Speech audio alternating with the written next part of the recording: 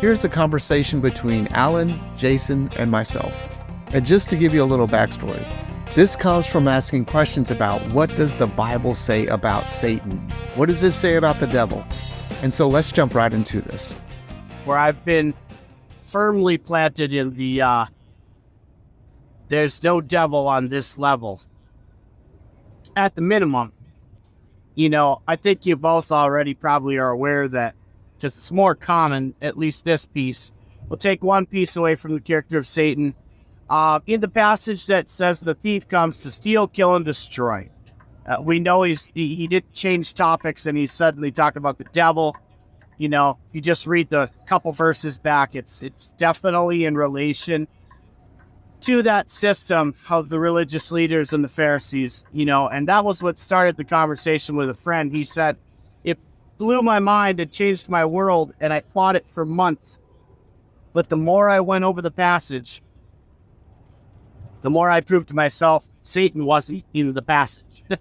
and so the next piece we went after was the accuser of the brethren. And that one there, I think is a clean sweep almost on the brunt of this figure that we have built in Christianity. If you go to Revelation 12, 9 and 10, and really pay attention there, that old serpent, that serpent of old, the dragon, also the devil and Satan. I mean, the passage itself literally makes all those connections, and we have put that out into the future because it's in the book of Revelations. For me, I go two ways with it. In verse 9, we get very clear indicator that he is speaking of the serpent, the dragon, the devil, and Satan. And we know in the Greek that word diablos is accuser, translated from the Hebrew hasatan, which is adversary. So we're talking about the adversary, the accuser. Is it at the bottom of verse 10, it even says the accuser of the brethren, who has been before the throne of God, accusing them night and day. Even as a child, that didn't make sense to me, because how does Satan get a pass to camp out in heaven? And my mom even taught me this. He don't miss. He's pointing out every sin you do to God, trying to accuse you. But thankfully, we have an advocate in Jesus standing there as our attorney. And that's the picture grown-ass adults believe. Thank you, John Calvin, being a lawyer and giving us that judicial lens, I suppose. But here's the thing. The accuser of the brethren is what Revelations 12:10 is talking about.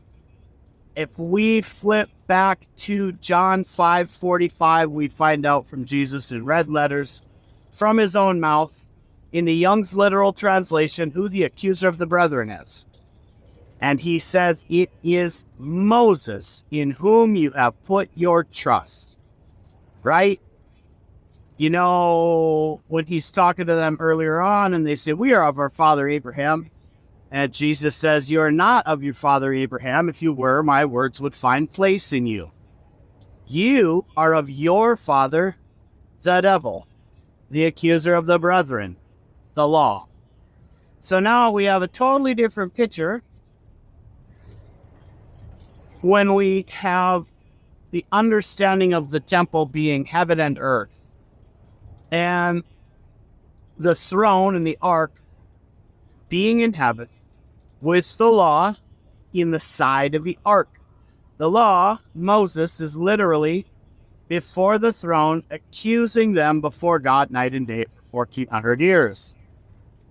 The accuser of the brethren is in heaven, in the temple, in the side of the ark. Joshua was told to put this book of the law inside of the ark, that it might be a witness against you. So I think that's all very clean there, that it's talking about Moses or the law. To further clarify that and put it behind us as opposed to in front of us, We go back to Revelation 12, 9 and 10, start at verse 10, and I circled the word now. Now, right? And then I flip back to see if I can find that now. John 12, 31. Now is the ruler of this world judged, right? Or now is the judgment of this world. And the prince of this earth, I forget, I'm paraphrasing, he is cast down. We know the law, the Torah was nailed to the cross. I mean, Jesus is saying now is the judgment of this world. What world? Their world, that ecclesia, that system of governance, the book of the law and the accuser of the brethren is being cast down. Jesus says that. For me, that cleans that all up. For better imagery, when the Bible says a war broke out in heaven, to me, that's covenantal language right there. We're in the transition between the old and the new. So in heaven, as opposed to some perfect paradise realm where somehow Satan's allowed to be and sin can be conceived in the atmosphere of heaven and rebellion, and we can have a war, which means that place isn't perfect either.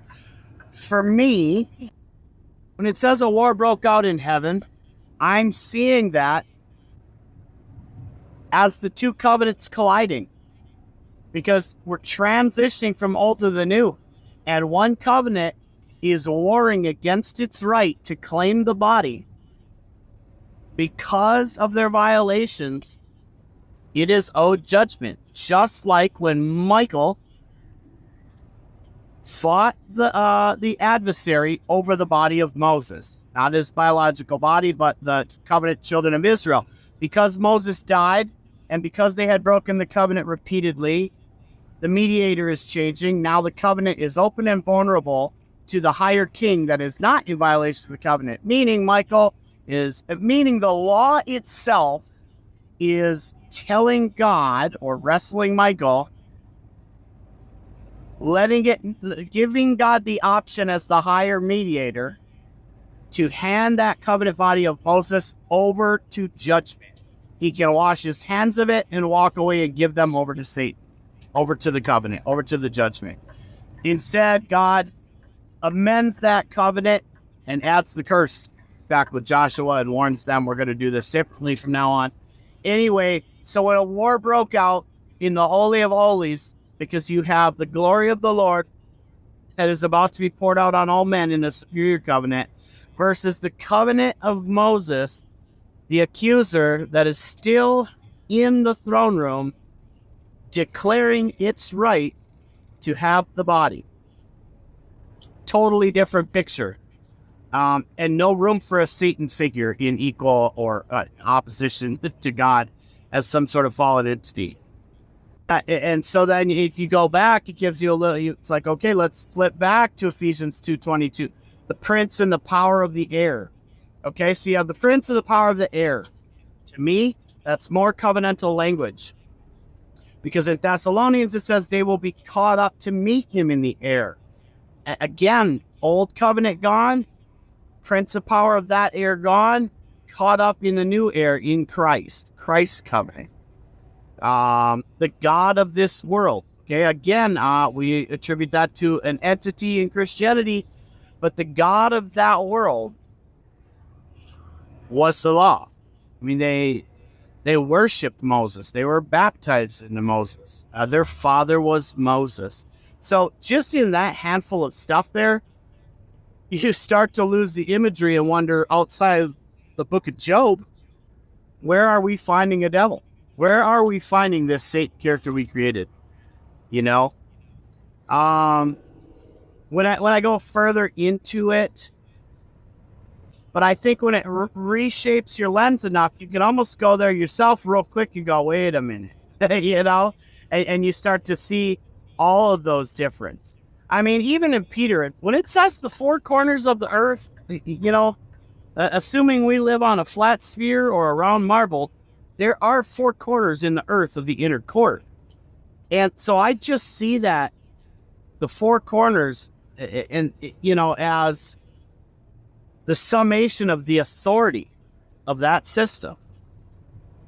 I don't struggle with that verse too much either. I think it's black and white clear that Revelation 12, 9 and 10, paired with John 5:45, it's absolutely, according to context, flat out talking about Moses and the law. I don't see any other way around that. This book was written to them. It was relevant to what they were in and doing, and they wanted that system. They wanted Moses. Jesus' words found no place in them. And that kind of sums that up for me. Now, if we dig into history, we have problems with the idea of a worship leader in heaven. First of all, we're saying that in the very atmosphere of heaven, where angels are singing holy, holy, holy 24 hours a day around the throne, that sin or iniquity was conceived in that atmosphere, I think is silliness. That rebellion rose up in that atmosphere, I think is silliness. We could dig into whether angels have free will or not. But more so for me, I look at passages that we use to build that imagery, and there's a couple ways to look at it. Very commonly, the only passage of the Bible that uses the word Lucifer happens to also be the only Latin word that was left in the English translation from the Latin, which we know was under bias of the church, comes from the Vulgate. It's the name of a king. It's not a you know what I mean? It's they say it's a lament about Nebuchadnezzar and his fall from grace. I would say the allegory on top of that is about man. I would say man walked with God, right? But we know Adam walked in the cool of the day. We know God said he was very good, and we have all this imagery. We also have a lot of imagery in the passage of all the jewels and stones in him, right? Well, the ephod that the high priest would wear was covered in jewels and stones. And so I'm still seeing man. I see man was cast out of the garden, or their first estate. Man was cast from the Holy of Holies to the earth, from being in the glory to the other side of that veil, as only as close to the Lord as the priesthood. So I see man all over in that. I don't see a devil there. Was it Job that said, "Don't let me be like Adam, who hid his iniquity in his belly"? Right? And then in the passage that we relate to Lucifer, it says iniquity was found in him. So right there, I see that correlation between being in the garden, being called perfect, and then when change happened, their separation happened, they left their first estate as kings and priests, as sons. Yeah, so that's kind of where I'm at in a nutshell on most of that. Demons I leave off for a different topic, but the idea in our culture of Lucifer being a worship leader in heaven that fell actually comes from the book Paradise Lost. I believe that was in the early 4th century, I think. Right, a similar time period as Dante's Inferno. So when the church started building the imagery in everybody's head by hiring Dante to perform his comedy, and then to charge the masses to pray their lost loved ones out of purgatory or away from going down to meet Dante's Inferno. All of that stuff hit really hard right before the Dark Ages. So when we can trace with history that our first concept came of this whole picture, that the Bible's supposedly talking about a fallen angel in heaven, it is traceable to the book Paradise Lost. And for me, it's enough. It was enough for when the Lord told me, resist the devil and he will flee. The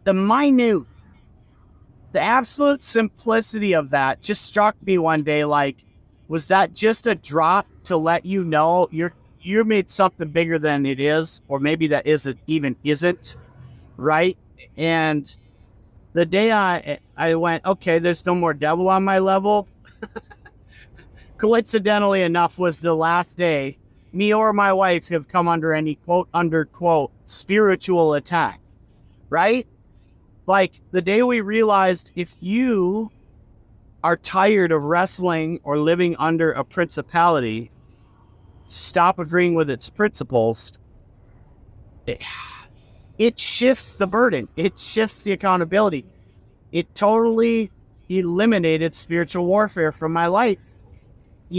So I cannot find an entity or a personality as a whatever you want to call the devil that we think of, that we know and love. I don't find that in Scripture.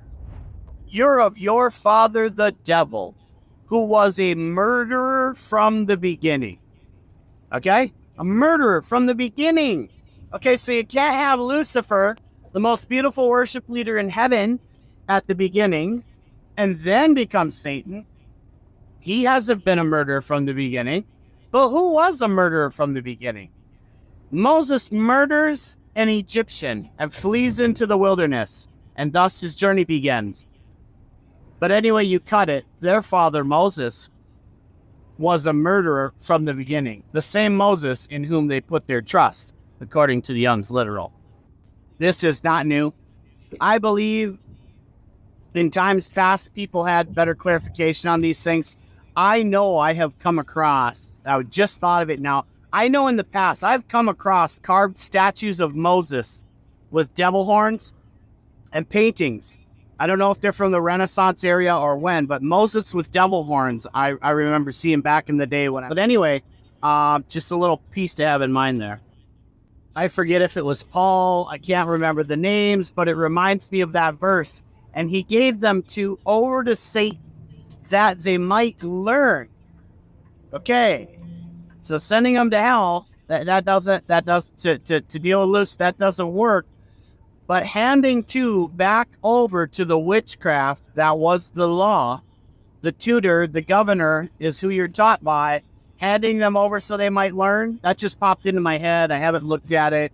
Not making a doctrine out of it, but I'm just saying this is another one of those areas where we got to go back and look at how much of what we think we know was just taught to us by man and the influence of culture versus how it was relevant to them in that day with this clash and this war between two covenant systems and trying to restore relationship.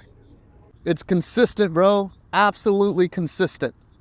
It goes in line with the theme and everything that's being taught. Everything they were going through, it totally falls in line. It totally makes sense of all of it. What I'm hearing, because it's kind of like I'm going to say it's like, people say a bomb went off. But literally, if you define from the very beginning what the tree of life and the tree of the knowledge and good and the evil are, we always try to define them. What was it? It was a system. One was about self-reliance. One was about war. The other one was about love, peace, and joy. But that system, the fullness of the culmination of the system of the tree of knowledge of good and evil that was in the garden was the law. The law was the fullness of that said this is how you will be judged and will be judged. This is you do this, I get to do this, an eye for an eye. That was the culmination of the tree of knowledge of good and evil, which was God was saying, don't step out of the system of God righteousness, of God reliance. Because when you step into self-reliance, you step into war, to deception, to I'm better than you. And the fullness of that was the law. And so there's a message our friend sent us. It's God was always being revealed as closer and nicer through all the different covenants or whatever that happened in the Old Testament, all the way through up to him being within us. That was God being revealed through the perceptions of man. God had never left us or forsook us. But in the perception of man, we have separated ourselves and said, I'm no longer worthy to come back into that. And in that state, man, it would be messy. And so we look at where we are today. If that's the case, and you did the teaching one time, Alan, of the two veils. And I'm thinking, you know what? At the cross, the outer veil. So there's no longer sea. It's just heaven and earth. And we put, and this is something I remember probably 3 years ago, I remember God saying, man, a lot of revelation is what happened when he went to the pits of hell and took the keys to death, hell, and Hades, and also what was happening in the other dimensions, the heavenly dimensions. And like you're saying, that was happening. There was a battle that happened in the heavenlies. And now we put heaven up and above, but literally it was happening in the Holy of Holies, which is literally a place that man had put God in. Man had put God in a box. And that box included the law.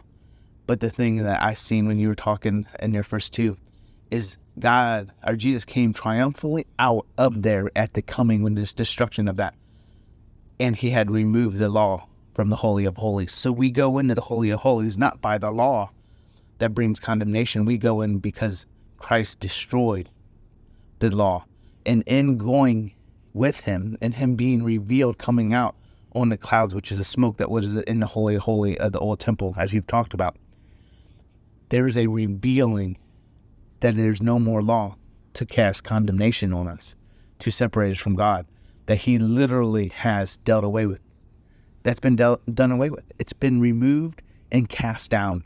So as the temple was destroyed, you could almost see Jesus coming out of Holy of Holies with the law and just crushing it on the ground as he came on that cloud and saying, this is finished, this is finished. There is no more system of condemnation. There's no more law. It is the prophets and the law has been fully fulfilled. Now come back up, because you all have access as new creation realities.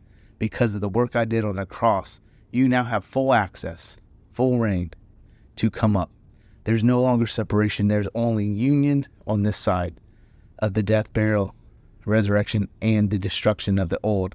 That system no longer has any play. Some people will want to go back to it like a dog returning to its vomit, but that system has been fully eradicated, and we get to rule and reign heaven on earth, because the veils have been destroyed and the law has been removed, so that we can function from a place of grace, mercy, relationship, and love. And that's what needs to happen for us to see the manifest glory of heaven on this earth, because it's here. It's literally here. You know, I was just talking to Serge. There is a place that, you know, this parable of the sower, there's the 4 soils. And the last soil is a good soil, where people will get a 60, 30, 60, and 100 return. The thing is, man, the other 3 soils do not exist on this side of the fall of the temple.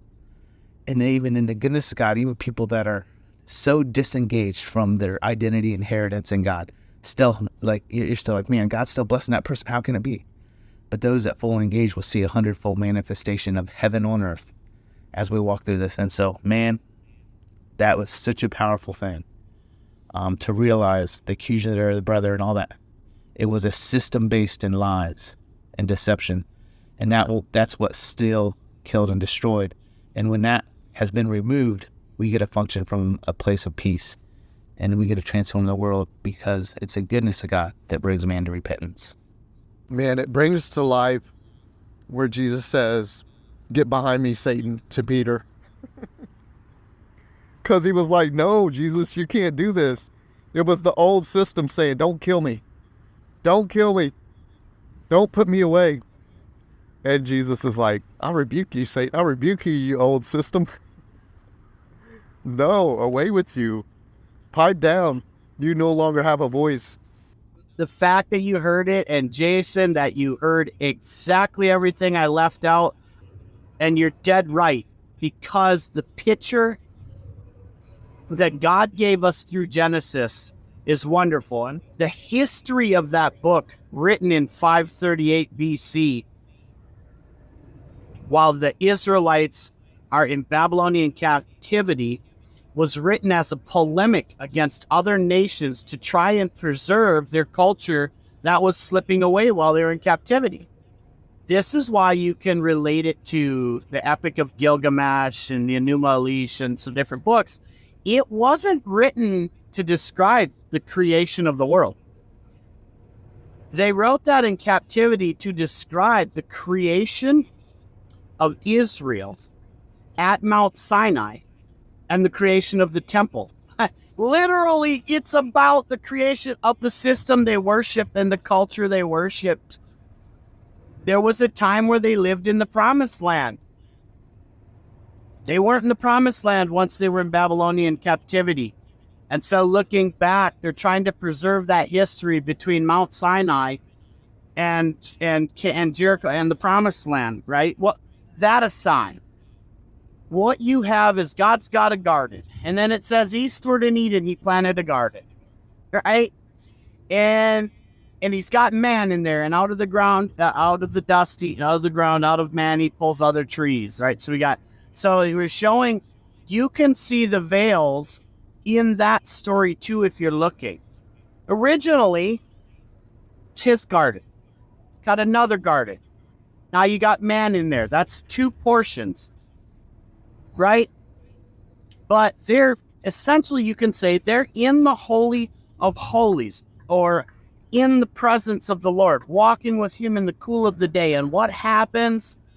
They go with that tree that represents judgment between right and wrong. It looks like a good system.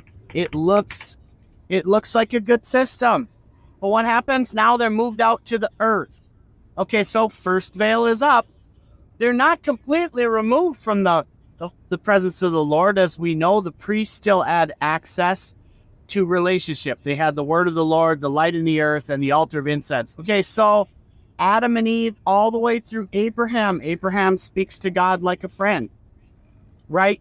Noah speaks to God like a friend. There's still this closeness to proximity to the full presence of the Lord, yet that's behind a veil. When you get to Mount Sinai, so everything in that middle portion is grant covenant, communion-based fellowship with a measure of the glory. And then what happens at Mount Sinai? Another veil goes up. Now the covenant children aren't even allowed in the inner court. They are restricted to outer darkness. They are the sea people. And only the priests are allowed to inhabit the earth. I mean, the layers keep going. Man, all of that is so good. And it really goes to, I love how you said it. On this side, there's no debate. Of where we are today, there is no debate that there's not any entity, Satan, devil, Lucifer, the serpent, dragon, that we're dealing with. It's all been rid out. And so once you get to that place, man, it's one of those places you can actually function from peace. And in that warring nature within yourself of having to have somebody fight. Like, literally, Satan became the person that we could fight. Like, it's one of those, like, the Antichrist spirit. What was that? Like, it talks about the Antichrist spirits, I think, is actually in Revelations. It's talking about, like, man, they were fighting against something that was anti-life. And so, in that, what was he doing? He was coming to reveal life and life abundantly. And they were still trying to be in a system that was anti-life, that allowed for war, destruction. And, man, when you realize it was a cosmic battle of systems, and you kind of frame that from the beginning, whether or not there was a being that brought it forth that tempted, like, it doesn't matter. You realize the cosmic battle was always a battle of systems. And that now where we are now, with the change in DNA, man, the system of old doesn't even exist. And that's why, you know, everybody has free access. There's no gates into the New Jerusalem. It's free access for all. And so I like to have the discussions on the stuff of the old, but the reality where we are today, it's free access. And you get to engage to the degree you want. And there's still people sitting outside wanting to cling to that old system, wanting to add mixture to it. But when you step into the city, there's no mixture. There's just peace, love, joy. Man, and that's that city. And we are to be that city of light to all creation. So, yes, Jason, my thoughts were in the same line of where you're at as far as the peace thing goes. It's the disarming of principalities, powers, the disarming of the law of that system, there's absolutely nothing in the way. And we've been here. It's just the depths of it we obviously are still understanding. But the depths of the peace, the depths of there is literally nothing in the way. We have complete freedom. It is for freedom that Christ has set us free. Complete freedom. Nothing in the way whatsoever. Okay, let's talk about that serpent for a sec. So the tree represents judgment. So, like Jason said, a system or a word, right? I see that as they received a different word. You know, they were created and called very good. And what did she do? She saw something that looked like it was good, and she doubted the original word she had received, that she was made in the image and likeness of God. Now she's got a word coming in saying, you'll be like him if you do this. So backwards, look at that. It's saying I'm not. It's questioning and recognizing lack. If you do this, you'll be like him. Wait a minute. I was already created like him. Very good and in the image and likeness. So now you see a system of the flesh where you have to reach out and grab that fruit. You have to reach for something to attain, fortunately, what she already was. Right? And a system that looks right, determining between good and bad. That serpent there, to me, is mankind's natural mind. It's how we overuse the words, but it's the flesh, right? The carnal, natural mind of the mammal that exists, that God breathed life into, so our spirit could incarnate it. We are spirit. We're a life-giving spirit, incarnating a mammal that has systems that God instilled in it, fight or flight, sympathetic nervous system. We've talked about all that. And also, these survival-based instincts are not going to be accurate to live by. If I'm starving, the mammal part of me will tell me it's okay to kill you to get the food to preserve my life. That would be good fruit. Okay? Cain killing Abel out of jealousy, bad fruit. But the point is, it's the same fruit. Good or bad, it brings death. This is why when the high priest goes before the Lord in the Melchizedek robes and the ephod and the holiest of what man had to offer, he goes before the throne, and the Lord says, take off them filthy rags, because all of our good works are also as filthy rags in the kingdom. Living like a mammal and going by our sympathetic nervous system and what our brain, our gray matter tells us, is not suitable for the life and the blueprint we're designed to be as we fully incarnate, right? Okay, so we have Eve. And she chooses to follow her carnality, despite being advised otherwise. She doubted her identity. A word that came into her ears, and then she saw that it was good, right?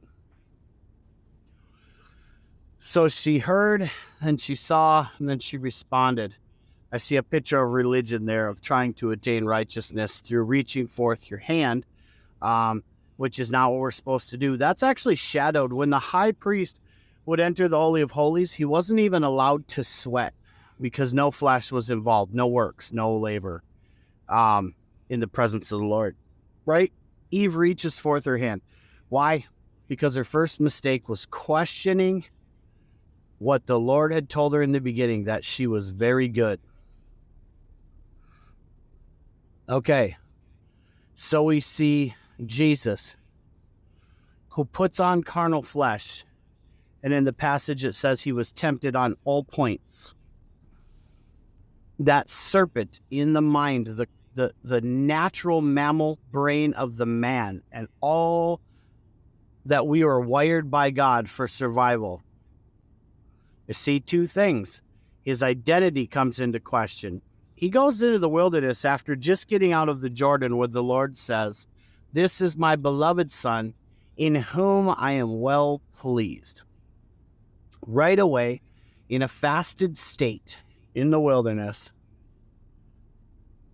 the questioning happens and the temptation to receive a different word and question. And Jesus manifests in carnal flesh, and that flesh tempting him to respond just like Eve. I'm hungry. Turn these stones into bread. Right? That would be a good fruit, a good work according to our sympathetic nervous system that's saying you need to eat. On top of that, I also see the temptation for man to pursue authority and power, because he's telling them, turn these stones into bread. Bread symbolized the word, right? The bread of life. The stones for me symbolize the law.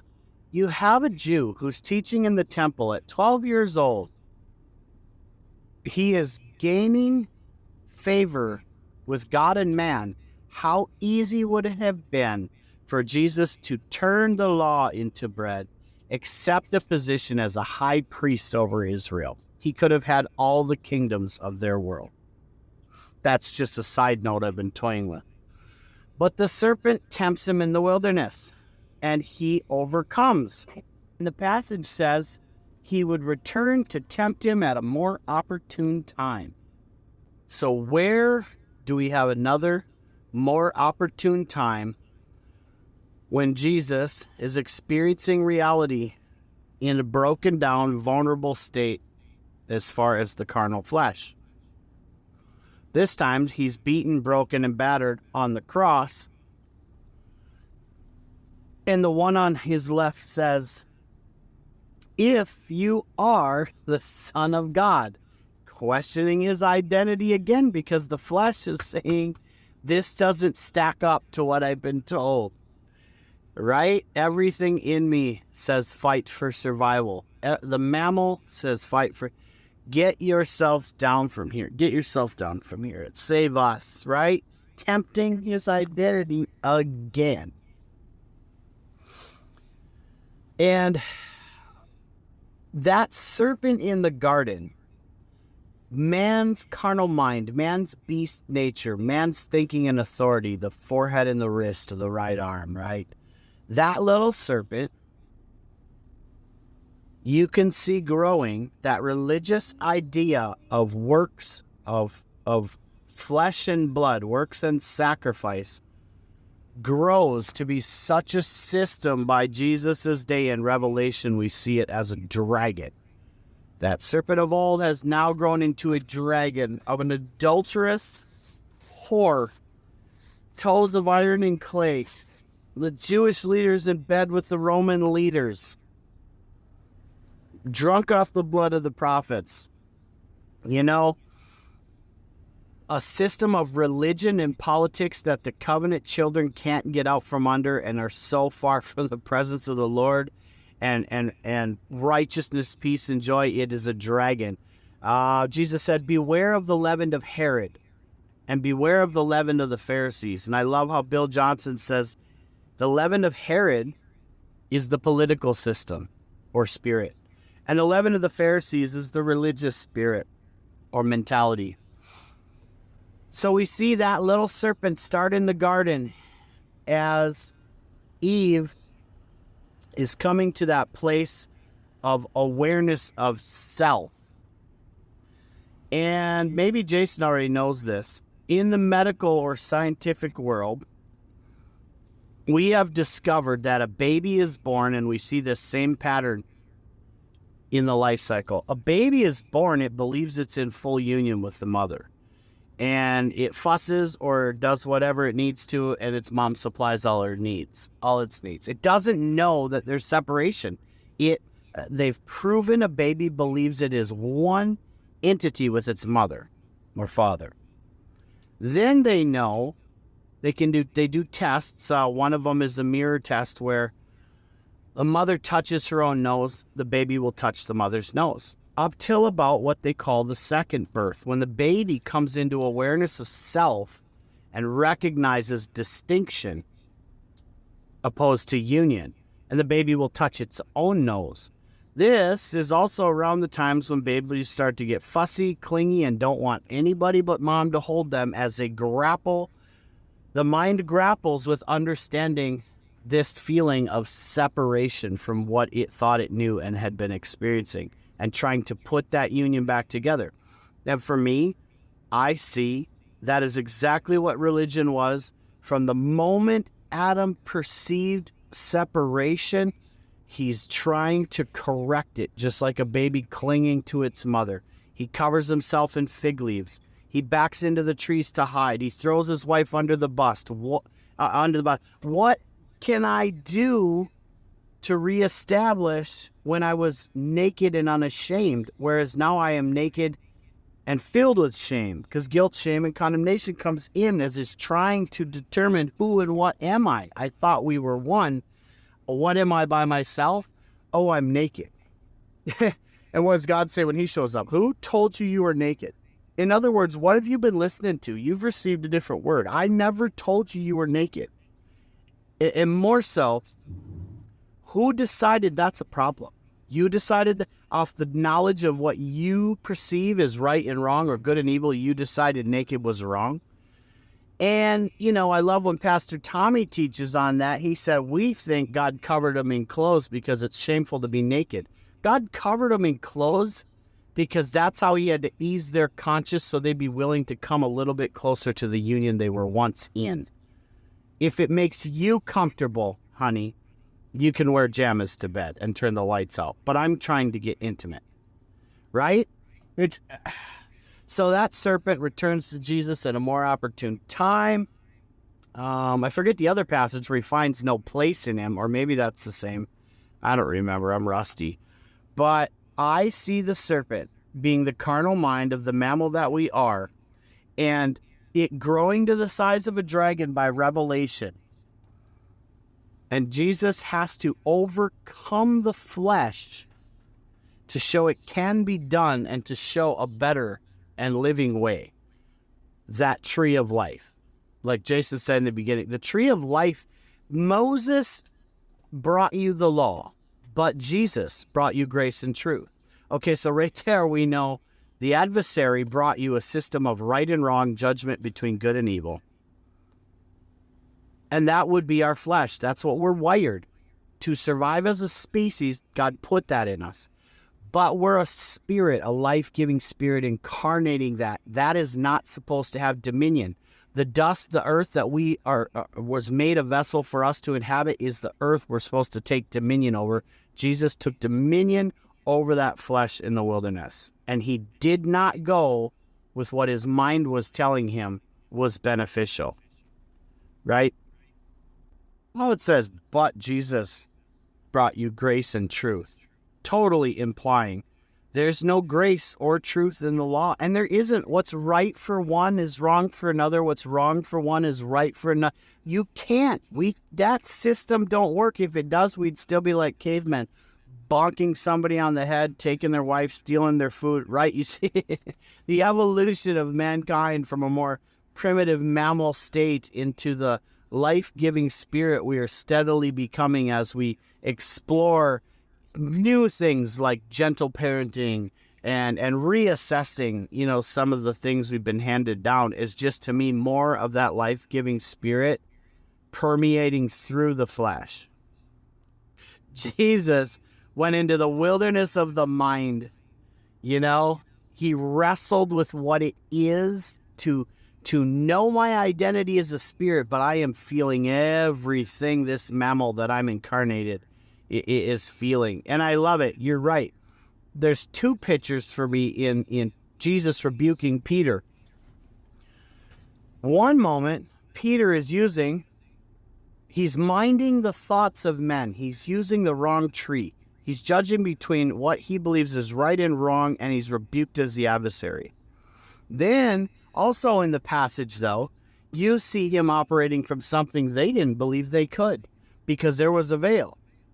right? And Jesus is going to restore that relationship where you can walk in the cool of the day with the Father. In the other part of the passage, he says, you are the Christ. And Jesus says, you did not get that from the mammal, from the carnal mind, from the knowledge of the good and evil. You got that from my Father. You received direct revelation from the Father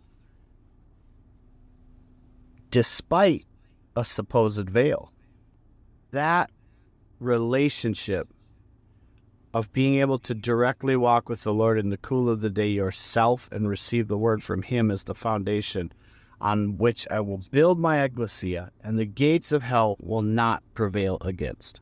So I just got in there, one of the recent ones, and man, the part where you talked about on the cross, everybody, even Damon talks about it, he's waiting to see the lion lay down with the lamb. That happened on the cross because the guy next to him says, if you're the Son of God, do this. Lion says, I could take myself off this cross. A legion of angels will come remove me. The lion would come and say, I'm going to war to make this happen. The lamb lays down and become the one slain before the foundation of the earth. And so literally, the thing that people are saying, when I see the lion lay down with the lamb, they're thinking, I'm going to see a natural lion lay down with a natural lamb. But literally, the lion was laid down so that the lamb could be slain on the cross. If we could get Christianity to stop, there's something we've all said, and we attach it to biology and a place called heaven. Okay? Flesh and blood cannot enter the kingdom of heaven. It says nothing to do with whether or not the physical body can go to a place called heaven, right? What is the kingdom? It's righteousness, peace, and joy. What system did they have? They had a system of works and sacrifices. Our flesh performing works and atoning sacrifices of blood was the system they had. Yet they could never get through the veils. They would never experience the full glory and the presence of the Lord.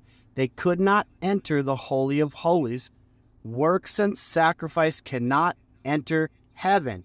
This is why the priest was not even allowed to sweat, right? And we've been teaching that it has something to do with what happens when we die. Is there going to be it has to be a resurrection, and you're going to have to be resurrected and changed in a twinkling of an eye to a Hasbro Mattel glow-in-the-dark glowworm type being, light body thing. We don't know what we'll be like, but we'll be like him. What was he like? Well, he was translucent on the Mount Transfigure.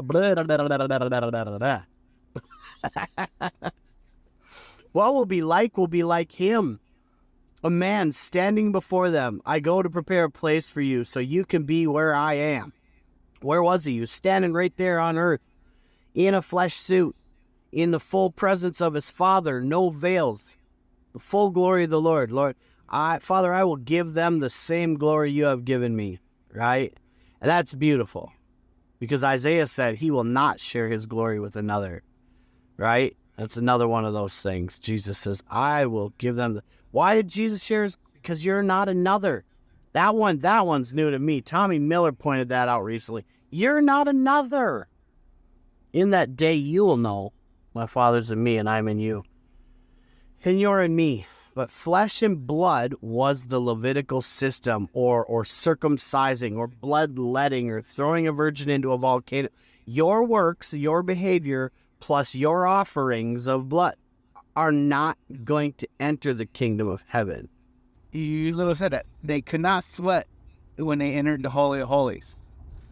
It's when they were put out, they were going to have to strive, and by the sweat of the brow, you would plow the land. So basically, that system, when they chose to go in that system, the judgment from stepping away from God was that they would sweat and they would have to work and till the land and all those things.